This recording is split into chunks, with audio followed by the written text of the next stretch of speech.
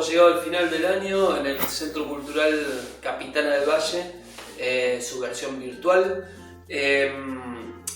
Durante este año nos hemos acompañado con las clases virtuales, las consignas. En mi caso, mis propuestas fueron consignas en general cortitas para poder activar y estimularnos y dibujar. Así que estos videos van a quedar en YouTube, en el canal del Centro Cultural. Así que los pueden revisar cuando quieran, hacer los ejercicios, practicar. Y nos estamos viendo pronto, ojalá de manera presencial también. Y nada, les mando felices fiestas. Bueno, vamos a hablar de estructura. En general, nosotros en los diferentes ejercicios que fuimos viendo, hablamos más que nada del concepto, de algunas ideas detrás del hacer y también de la técnica. Hablamos muy poquito acerca de la estructura. Y el ejercicio que hoy les voy a proponer es empezar a pensar que una de las cosas más importantes dentro de lo que es el estudio del dibujo es poder ver más allá de la superficie. En la superficie está lo que llamamos la forma. La forma, que es lo que primero llega a nuestros ojos, está sostenida por lo que llamamos estructura. La estructura es un elemento complejo y abstracto. Complejo, ¿por qué? Porque se rige por un montón de elementos al mismo tiempo, entre ellos la relación de tamaño, la conexión entre puntos salientes y la geometrización también. Entonces, nosotros como dibujantes lo que tenemos que tratar de hacer es empezar a pensar que cada cosa que dibujemos, y sobre todo cuando la estamos inventando, imaginando, pero cuando la observamos también tenemos que tratar de entender cuál es su estructura, ¿sí? Y hay diferentes tipos de estructura. Está la estructura que se utiliza para el mundo de la construcción más imaginaria, que es una estructura más, podríamos llamar más académica, en la cual todo objeto tridimensional debería ser entendido en su forma completa, incluyendo aquellos sectores que no se ven, ¿sí? Por ejemplo, pensar en una botella como un cilindro, y ese cilindro me deja ver la base y me deja ver el interior y lo que sucede si esa botella tiene una forma en particular del otro lado. Todas las transparencias son importantes a la hora de esquematizar si lo pensamos de manera académica, ¿sí? Cuando hablamos de la estructura en el campo de la observación es otra historia, porque la estructura desde la observación no nos obliga a saber qué es lo que sucede del otro lado, de lo que veo ante mis ojos. Simplemente nos pide que comprendamos la relación de tamaños en un plano bidimensional. Bien, dicho esto, es importante entender que a la hora de entonces de esquematizar, o sea, construir a través de esquemas, estamos utilizando lo que se refiere más a lo académico. Para referirnos a lo académico, probablemente necesitemos también conocer aquella cosa que voy a dibujar desde varios ángulos, ¿sí? O relacionar aquello que voy a dibujar con algo parecido y que yo lo conozca de varios ángulos. Eso siempre es importante, el conocimiento de la cosa. La fotografía sola, como una única vista, no es suficiente para el conocimiento de aquello que vamos a dibujar. Claramente tenemos que asociarlo a cosas que conocemos. Por ejemplo, un cuerpo humano, si yo no he dibujado cuerpos humanos en diferentes ángulos, cuando vea una figura humana, por más que la vea desde una foto, probablemente me cueste comprenderla en su tridimensión. Entonces la comprensión de las tres dimensiones viene a raíz de la observación de las tres dimensiones, y cuando hablamos de observación hablamos de dibujo, o sea, dibujemos cosas reales, tridimensionales, desde muchos lugares diferentes, muchos ángulos diferentes, para poder comprenderlas. Un cuerpo humano, una planta, animales, paisajes, estructuras, arquitecturas, automóviles, lo que sea que yo incluso esté buscando conocer. La mejor manera de conocer algo es dibujarlo, observándolo. Volviendo un poco a la cuestión de la estructura, si yo a la hora de poder imaginar una situación o un personaje, y acá ya nos metemos más en el campo ilustrativo, ¿sí? No utilizo esquemas, probablemente tenga que ir hacia el recurso de la memoria visual. Tengo que tener muy aceitada la memoria visual. Eso se practica. Hubo uno de los ejercicios en alguno de los videos en los que trabajamos memoria visual. La cuestión importante es que si yo no voy a utilizar la memoria visual como eje de la construcción de mi dibujo, voy a usar entonces los esquemas. Los esquemas me permiten comprender el espacio tridimensional, me permiten también hacerme una idea mayor de cómo esa figura se puede mover en ese espacio, ¿sí? Lo que ponga encima de ese esquema está atado exclusivamente a mi conocimiento de eso, ¿sí? Si yo tengo conocimiento previo de una figura humana, o sea, de una anatomía, por ejemplo, es probable que pueda construir esa figura. Si mi conocimiento sobre la anatomía es muy pobre, probablemente el personaje que yo construya, por más que esté bien esquematizado, superficialmente su forma no va a estar relacionada a lo realista, estará relacionada a una cosa un poquito más lúdica, hasta puede ser más infantil, hasta puede ser más grotesca, más exagerada, no importa. Los esquemas no nos obligan necesariamente a trabajar en un planteo realista, ¿sí? Lo que pasa es que cuando uno arranca en el camino del aprendizaje, arranca desde una mirada realista para poder, a partir de eso, modificar según la preferencia, ¿sí? Algunos decidimos quedarnos en un campo más asociado a la realidad, relativamente, y en otros casos prefieren ir por un lado un poquito menos tangible, menos realista, menos tridimensional, ¿sí? Bien, ambas cosas son interesantes, ambas cosas sirven como propuesta de dibujo. Lo que sí es interesante es que no nos confundamos. El dibujar desde la nada sobre una superficie en blanco, sin estructurar ningún tipo de eje o de esquema, está muy asociado a la memoria visual.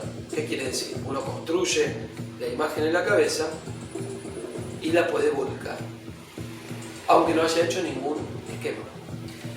Pero el esquema nos va a permitir dialogar con el trabajo, corregirlo, modificarlo. Hacer esquema no significa hacer las cosas perfectas, significa ponerse en cuestión, definir cosas, modificarlas. Puse un brazo acá, lo muevo las articulaciones. Dibujé un objeto de un ángulo, no me gustó, cambio el ángulo, muevo ese objeto con los esquemas. Entonces, el diálogo con el dibujo también es importante para el aprendizaje, incluso cuando estoy dibujando desde la imaginación, ¿sí? Pero recordemos, por último, para empezar con los ejercicios, que la imaginación está atada literalmente a nuestra capacidad de observación del entorno que nos rodea, ¿sí? El entorno, hablando objetos, animales, plantas, paisajes, etc. Muy bien, vamos a empezar con el dibujo de un objeto desde la imaginación. El primer paso es diseñar este objeto, que va a ser una pava, en una vista lateral, ¿sí? Para diseñar esta pava, probablemente lo más conveniente sea haber visto una pava, haberla estudiado y conocer el elemento. Si no lo conocemos, recurrimos a la observación. Para lo cual, una vez comprendida de esa forma, hacemos un planteo imaginario de este elemento visto de costado. Esto nos permite entender los tamaños generales y las formas y volúmenes generales. El asunto va a ser que, partiendo de esta imagen, trataremos de hacer un planteo esquemático en 3 dimensiones, o mejor dicho, la simulación de las 3 dimensiones en el plano, utilizando esquemas. Bien, como se está viendo, lo primero que hacemos es entender cuál es la forma geométrica que encierra, cuál es el rectángulo o cuadrado que encierra la figura. Nos damos cuenta que en un inicio hay un rectángulo más alargado, pero que los bloques más importantes o de mayor volumen están encerrados en una forma más pequeña, ¿sí? Como es el bloque central. Y al mismo tiempo no es cuadrado totalmente, pero es casi cuadrado. A partir de ahí, lo que vamos a tratar de entender son los tamaños que ocupa cada sector. Ubicar un eje central. La parte inferior vemos que tiene un tamaño mayor a lo que es la zona del mango, ¿sí? Dividimos la figura y ahora tratamos de plantear una caja en un espacio ya tridimensional. Esta caja va a respetar el bloque más importante de la figura, de mayor volumen, que es la zona inferior. Tratando de entender que es un cuadrado en su base, inevitablemente, por más que en sus lados sea más rectangular, ya que no llega a ser totalmente cuadrado. Muy bien, trazamos un eje central, podemos encontrar los centros de cada plano para entender la inclinación en la que vamos a trabajar.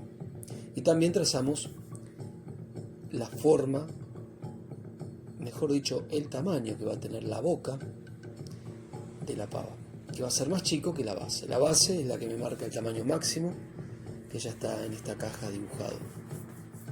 Luego trazamos ejes que nos dividen de alguna manera la parte más ancha de la figura antes de llegar a la boca.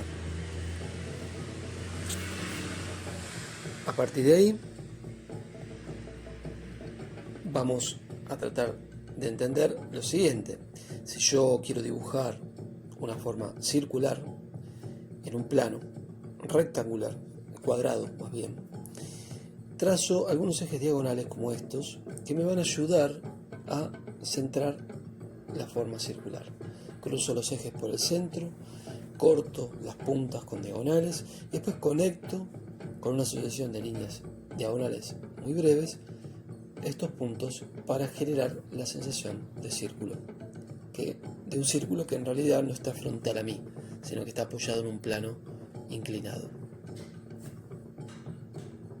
A partir de ahí, entendiendo ese mecanismo, dibujo el círculo que responde a la base de este elemento de la pava.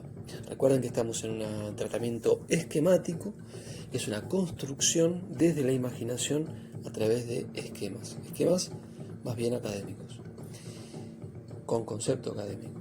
¿Por qué concepto académico? Como decíamos antes, porque dibujo incluso aquello que no veo, para poder quedarme con la línea final, apoyándome en una estructura abstracta. Ahí es donde dibujo la forma de la boca, ¿sí? Y también la zona más ancha, que se conecta con los laterales. Bien, tenemos la estructura. Por ahora la estamos viendo un poquito alargada. Al final de la imagen de este dibujo, probablemente modifiquemos ese tamaño. Porque acá hay que aclarar una cosa. Hacer un esquema no significa que es algo inamovible, ¿sí? Es algo que uno va construyendo. La construcción implica pensar, corregir, modificar. Muy bien. Ahora, por ejemplo, tengo que entender que el bloque de la manija si yo viera la pava desde arriba, tiene esa forma, ¿sí?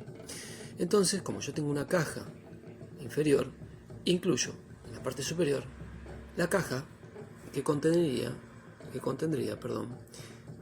la manija, ¿sí? Y de esa manera aparece el espacio donde va a ir construida esa forma. De esta manera, analizando mi dibujo lateral, voy trasladando las formas, tratando de adaptarlas a esta profundidad. Claramente, para poder trabajar con sensación de profundidad o perspectiva, es necesario tener prácticas acerca del movimiento de los bloques en perspectiva, ¿sí? Eso podrá ser visto quizás en un futuro video. El que no lo sepa, trate de indagar, ya que es fundamental a la hora de esquematizar poder mover los bloques en un espacio y que se comprendan con la perspectiva apropiada.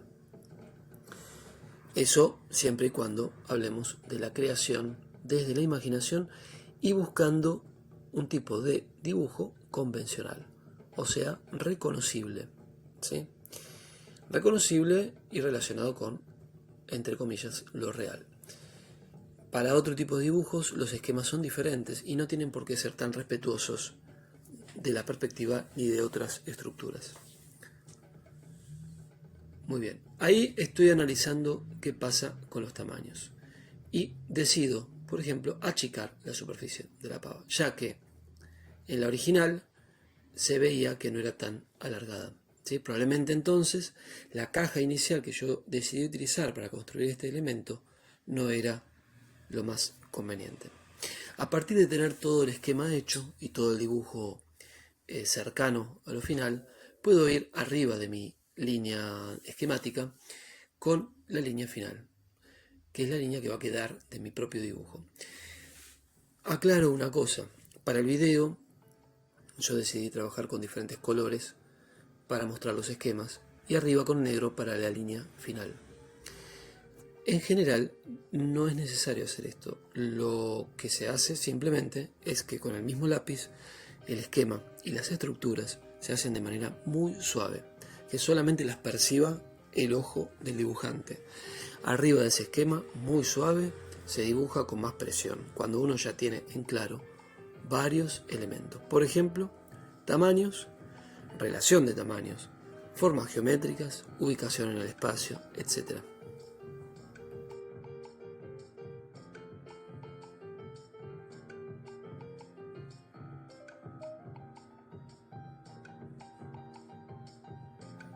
Aquí vamos con otro tipo de dibujo basado también y apoyado en el esquema, ¿sí? En realidad volvemos a hacer otro objeto, en este caso una bicicleta, ¿sí?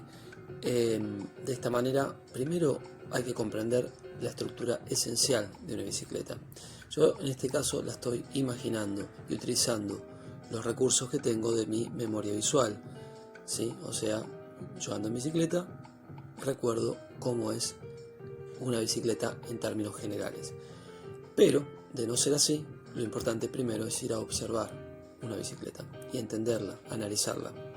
A partir de entender la estructura, la construimos. Y lo primero que hacemos es la vista lateral, simple, con líneas.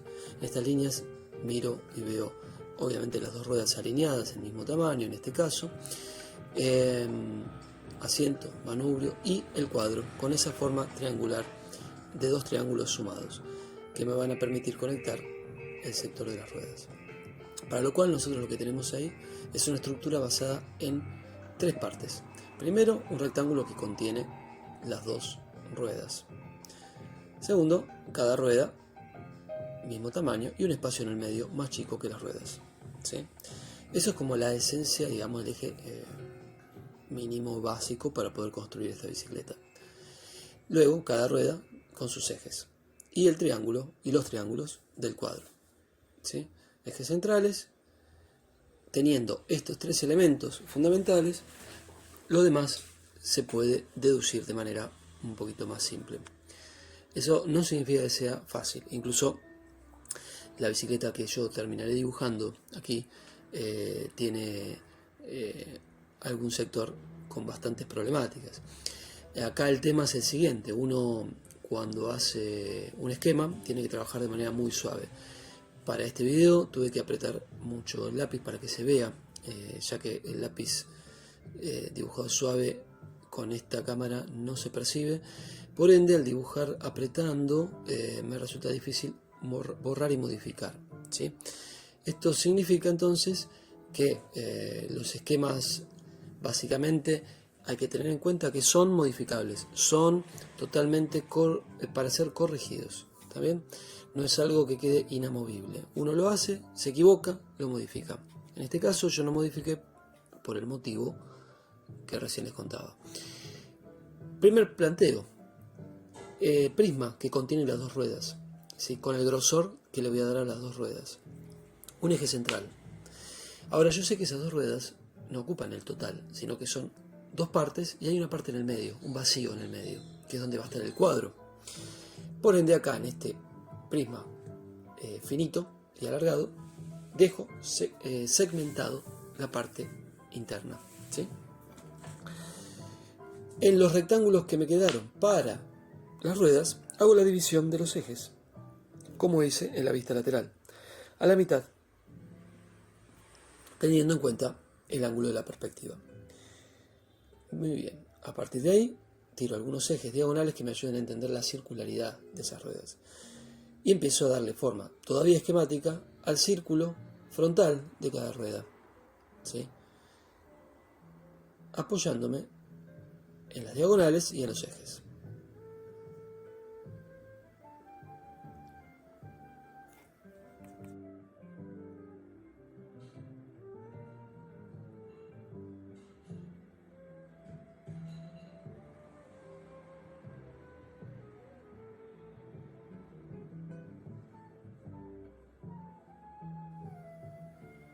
Muy bien, entonces a partir de ahí paso también a la segunda rueda, porque al tener las dos ruedas ubicadas y por superposición y transparencias será más sencillo construir la bicicleta, entendiendo los volúmenes y el punto de apoyo, ¿sí? El primer planteo de una rueda lo hacemos de manera simple, lineal, sin volúmenes, porque necesitamos entender la ubicación y el tamaño, ¿sí? A partir de ahí, por ejemplo, empiezo con la ubicación lineal de la forma geométrica del cuadro, que son estos dos triángulos conectados entre sí. Eso me ayuda también a entender la ubicación, ¿sí? Es como si hubiera volteado la bicicleta para verla en 3/4. Muy bien. Van los caños. Los caños los entendemos de esta manera. Hacemos un círculo en el extremo, un círculo al final y los conectamos. De esta manera entendemos esa forma como un caño. Y cada forma del cuadro la transformamos en pequeños caños, ¿sí? Tratando de encontrar la lógica que responde a la construcción de la bicicleta. Posiblemente dentro de la búsqueda de esa lógica haya sectores inventados, ya que no estoy observando la bicicleta, la estoy inventando en función de mis recuerdos y en función de lo que supongo que debería ser, y también de la lógica. Hay sectores que son así exactamente y hay otros que posiblemente esté improvisando para que esa estructura se entienda como bicicleta. Lo interesante de esto es que el esquema no me obliga a ser realista, lo que sí me obliga es a que las cosas tengan cierta coherencia, porque los espacios, los tamaños, los vacíos están presentes. Por ejemplo, se empieza a notar que hice demasiado pegada la rueda a la estructura de arriba, y eso no puede ser así. Al llegar al final de la construcción haré una modificación que, debido al empaste del lápiz, ya resulta difícil de visualizar, pero es parte del asunto: ver, hacer, equivocarse y corregir. Ahí meto entonces el asiento y ahora construimos el manubrio.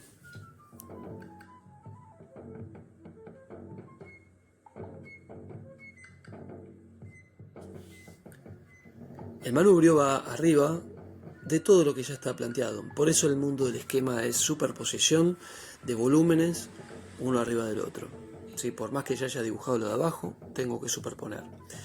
Por ende, claramente hay que trabajar muy suave. no con la oscuridad ni la presión que estoy trabajando en este video. Seguimos entonces con la construcción del manubrio. En este caso hice un manubrio derecho para no darle más vueltas, pero claramente podría ser más interesante haciendo algún tipo de curvatura. Pero lo hice de esta manera también para que se entienda que está superpuesto y no se confundan las líneas con el resto de la estructura, ¿sí? Una vez que tengo las formas generales planteadas, recién ahí procedo a lo que es la línea final. Si esto lo hiciéramos con un solo lápiz, estaríamos hablando de que todo esto estaría dibujado muy suave, sin apretar, y al final, con el mismo lápiz, se estaría apretando un poco para que la línea se vea más definida y que la línea del esquema quede perdida y borroneada detrás de la línea final. En este caso, simplemente lo que hice fue poner una línea más oscura para que se entienda la diferencia entre el dibujo final y el esquema que queda por debajo. De esa manera voy completando las diferentes partes de la rueda.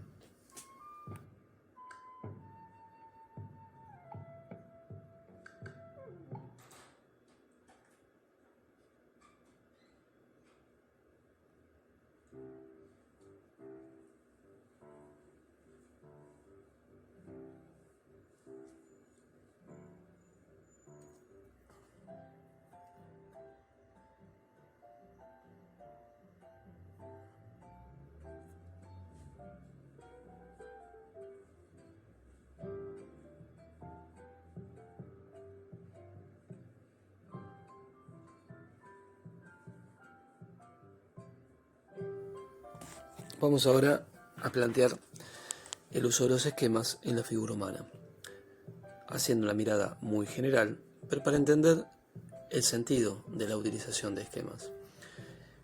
En una primera mirada, yo suelo trabajar con un sistema de cajas que representan un espacio tridimensional con esferas y con cilindros. De esta manera genero las articulaciones de un cuerpo a través de estos objetos encastrados y en movimiento. Para que entendamos una cosa importante, las cajas o la forma esquemática que utilicemos representa un esqueleto. A veces el esqueleto solo y a veces una combinación entre esqueleto y cuerpo ya con masa muscular. También a veces los esquemas representan la totalidad de la figura, incluyendo vestuario. Y en otros casos, solamente la parte anatómica. Para que entendamos lo siguiente, hay esas tres partes que marqué, que son cabeza y cuello, costillas, y después un tercer espacio que incluye la cadera y el espacio desde donde terminan las costillas. Son espacios que vamos a tratar de respetar. Como vimos ahí, en la zona del centro hay un esquema hecho con círculos y óvalos. Mucha gente decide trabajar, muchos dibujantes, de esa manera, ¿sí? En mi caso, voy más con formas más esquemáticas, que me ayudan a comprender mejor también la iluminación. Las esferas para encontrar las articulaciones, los cilindros para las extremidades y las cajas para los bloques centrales, también para la cabeza. Acá estoy mostrando una cuestión importante, trabajar desde la transparencia. Con el esquema podemos ver lo que pasa atrás y quizás es necesario ver cómo continúa el brazo atrás del cuerpo para ver por dónde sale la mano del lado visible, como pasa ahí. Una vez que tengamos los esquemas generales, no nos olvidemos que estamos representando el esqueleto, que acá lo dibujo para que se entienda a qué me refiero, pero no es necesario dibujarlo a la hora de plantear la anatomía. Sí es necesario conocerlo, si es que vamos a inventar cuerpos humanos, o cualquier tipo de cuerpo humanoide. Recuerden que estamos en el terreno de la imaginación, pero la imaginación atada al conocimiento previo. Así que entendamos que estas cajas sustituyen un esqueleto, y lo sustituyen de una manera más sintética, y eso permite mayor velocidad en el dibujo y al mismo tiempo mayor comprensión del espacio tridimensional. A partir de tener eso, entiendo también el plano frontal, el plano lateral, porque lo veo como cajas. Ya teniendo esta construcción esquemática, puedo empezar a dibujar mi personaje arriba de ese esquema.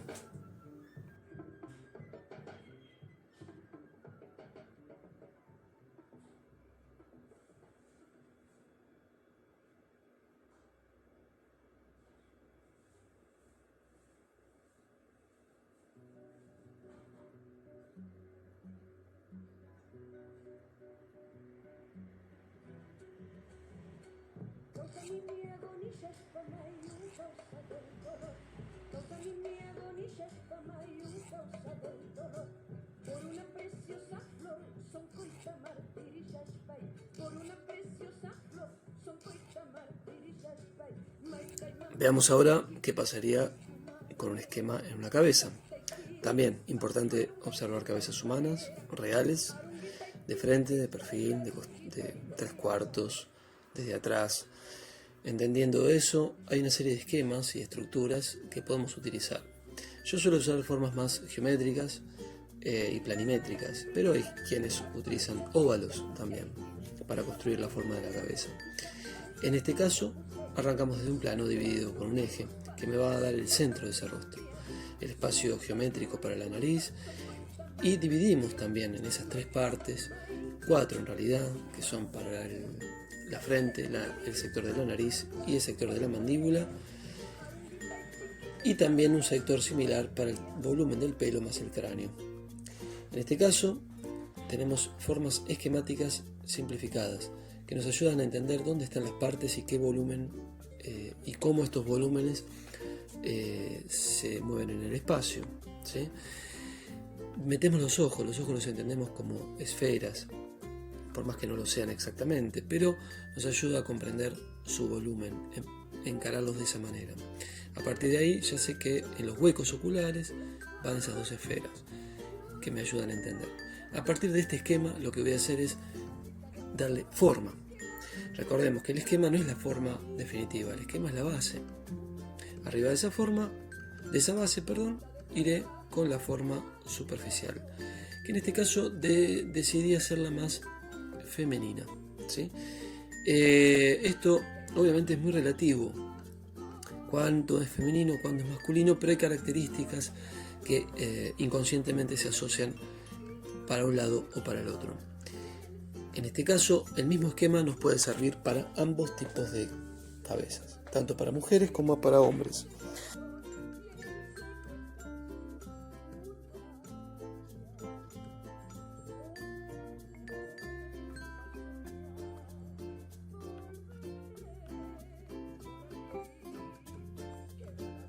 Es importante tratar de observar en la vida cotidiana, sea desde foto o mejor aún en vivo y en directo, rostros humanos, dibujarlos, hombres, mujeres, niños, ancianos, y tratar de ir acumulando conocimiento acerca de las diferentes características de los rostros, incluso relacionado a los diferentes orígenes.